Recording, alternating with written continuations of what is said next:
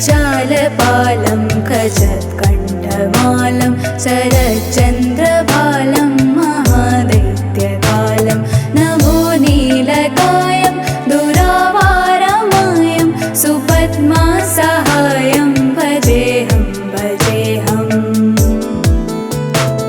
सदाम्बोधिवासं गलत्पुष्पहासं जगत्सन्निवासं शतादित्यवासं गदाचक्रशस्त्रं लसत्पीतवस्त्रं हसच्चारुवक्त्रं भजेऽहं भजेऽहम्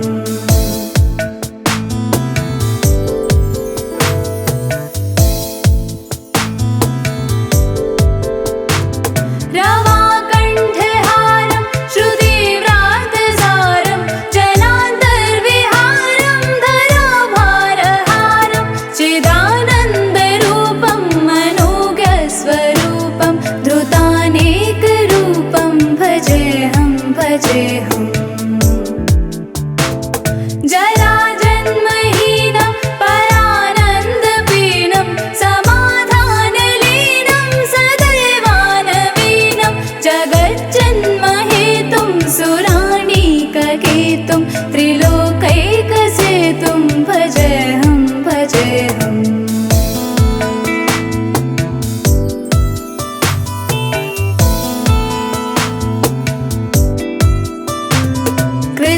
नायगानं खगादीशयानं विमुक्तिर्निदानं हरारातिमानं स्वभक्तानुकूलं जगत्प्रेक्षमूलं निरस्तार्थशूलं भजेऽहं भजेऽहम्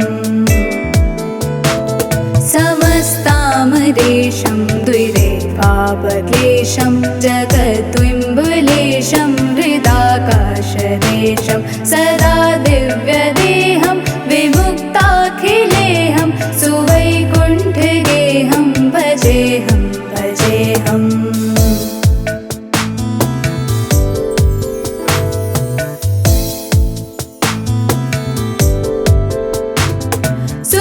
सुरालीबलिष्ठं त्रिलोकीवरिष्ठं गुरूणां गरिष्ठं स्वरूपैकनिष्ठं सदा युद्धधीरं महावीरवीरं महाम्बोधिधीरं भजेऽहं भजेऽहम्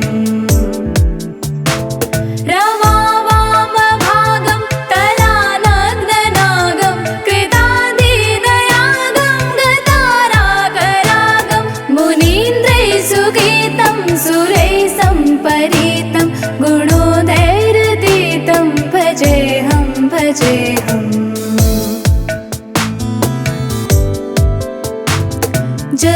जगज्जालपालं खचत्कण्ठमालं शरच्चन्द्रबालं महादैत्यकालं नभो नीलकायं दुरावारमायं सुपद्मासहायं भजेऽहं भजेऽहम्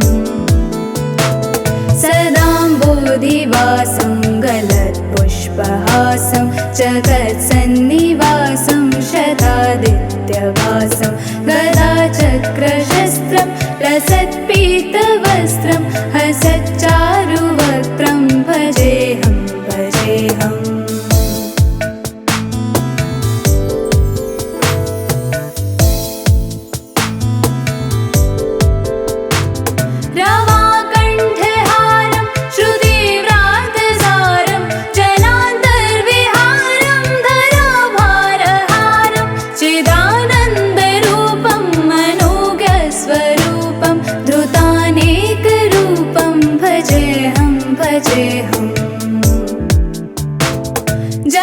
जराजन्महीनं परानन्दपीनं समाधानलीनं सदैवानवीनं जगज्जन्महेतुं सुराणीककेतुं त्रिलोकैकसेतुं भजेऽहं भजेऽहम्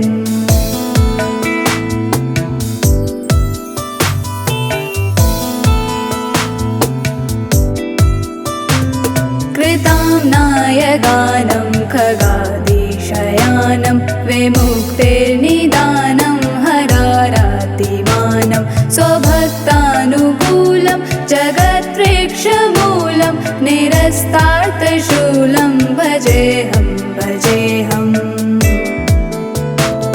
समस्तामरेशं द्वैरेवावक्लेशं जगद्विम्बुलेशं हृदाकाशदेशं सदा दिव्यदेहं विमुक्ताखिलेऽहं सुवैकुण्ठगेहं भजेऽहं भजेऽहम्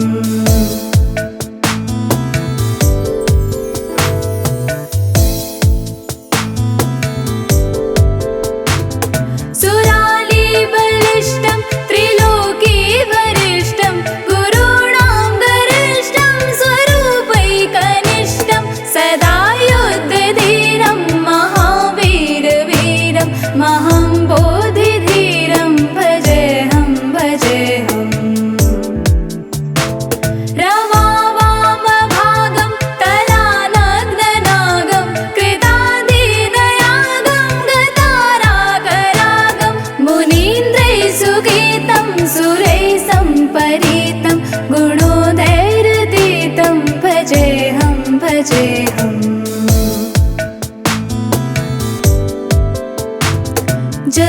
जगज्जालपालं खजत्कण्ठमालं शरच्चन्द्रबालं महादैत्यकालं नभोनीलकायं दुरावारमायं सुपद्मासहायं भजेऽहं भजेऽहं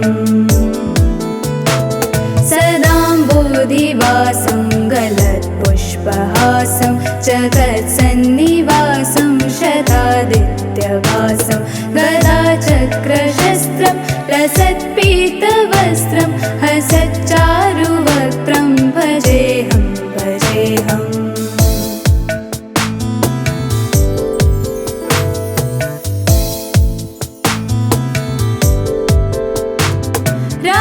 रमाकण्ठहारं श्रुतिव्रातसारं जनान्तर्विहारं धराभारहारं चिदानन्दरूपं मनोज्ञस्वरूपं धृतानेकरूपं भजेऽहं भजेऽहम्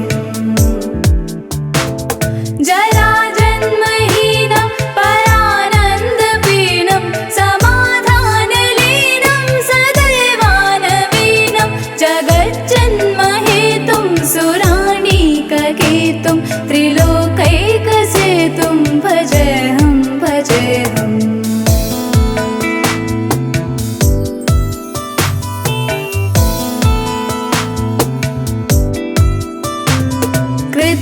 कृताम्नायगानं खगादिशयानं विमुक्तिर्निदानं हरारातिमानं स्वभक्तानुकूलं जगद्वृक्षमूलं निरस्तार्थशूलं भजेऽहं भजेऽहं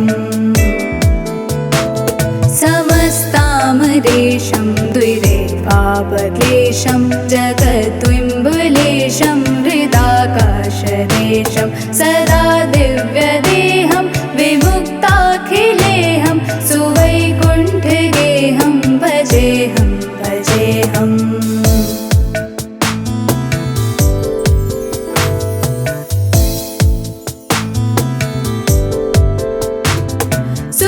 सुरालीबलिष्ठं त्रिलोकीवरिष्ठं गुरूणां गरिष्ठं स्वरूपैकनिष्ठं सदा युद्धधीरं महावीरवीरं महाम्बोधिधीरं भजेऽहं भजेऽहं रमावामभागं तलानग्ननागं कृतादिदयागं गतारागरागं मुनीन्द्रैः सुगीतं सुरैः सम्परीतं गुणोदैरतीतं भजेऽहं भजेऽहम्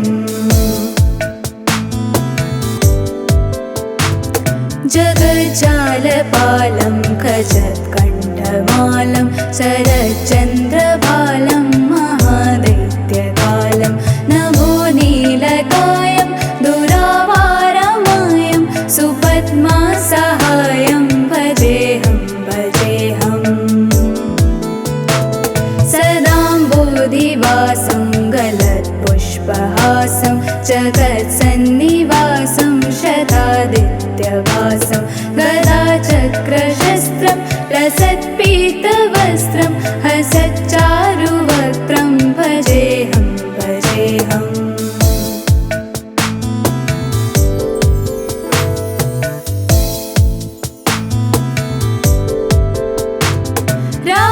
रवाकण्ठहारं श्रुतिव्रातसारं जनान्तर्विहारं धराभारहारं चिदानन्दरूपं मनोज्ञस्वरूपं धृतानेकरूपं भजेऽहं भजेऽहम्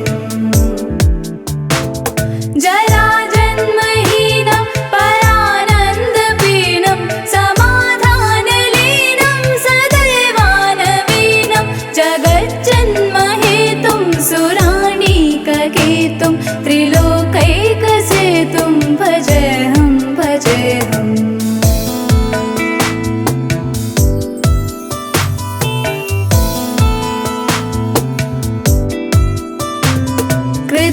कृताम्नायगानं खगादिशयानं विमुक्तिर्निदानं हरारातिमानं स्वभक्तानुकूलं जगत्प्रेक्षमूलं निरस्तार्थशूलं भजेऽहं भजेऽहम्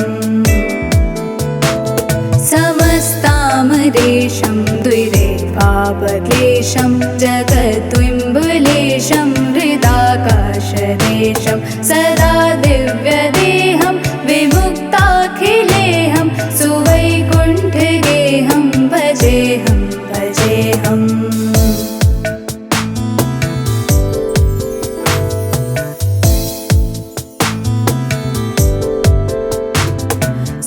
सुरालीबलिष्ठं त्रिलोकीवरिष्ठं गुरूणां गरिष्ठं स्वरूपैकनिष्ठं सदा युद्धधीरं महावीरवीरं महाम्बोधिधीरं भजेऽहं भजेऽहम् रमावामभागं तलानग्ननागं कृतादिदयागं गतारागरागं मुनीन्द्रैः सुगीतं सुरैः सम्परीतं गुणोदैरतीतं भजेऽहं भजेऽहम्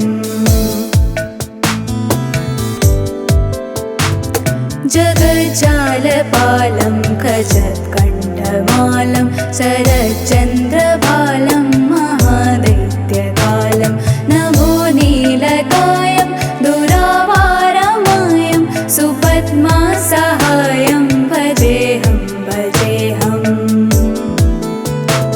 सदाम्बोधिवासं गलत्पुष्पहासं जगत्सन्निवासं शतादित्यवासं गदाचक्रशस्त्रं लसत्पीतवस्त्रं हसच्चारुवक्त्रं भजेऽहं भजेऽहम्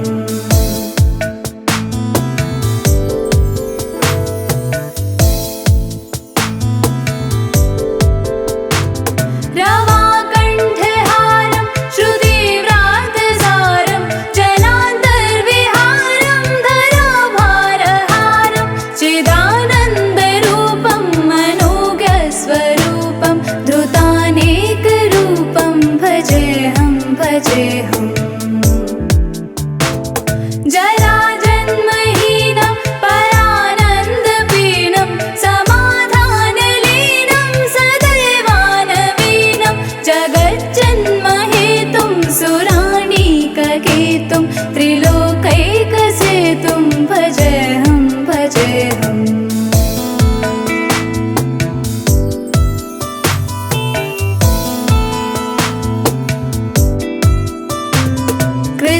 कृताम्नायगानं खगादिशयानं विमुक्तिर्निदानं हरारातिमानं स्वभक्तानुकूलं जगत्प्रेक्षमूलं निरस्तार्थशूलं भजेऽहं भजेऽहम्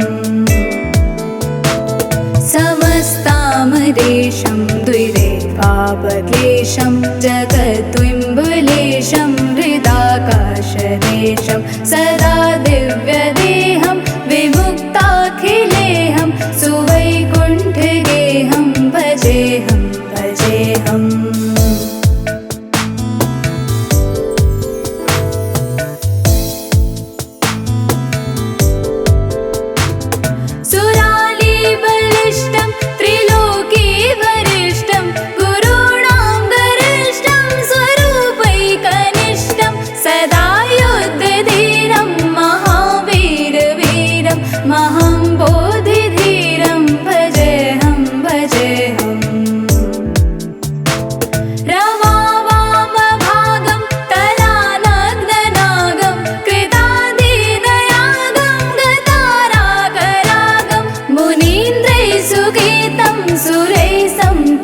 प्रीतं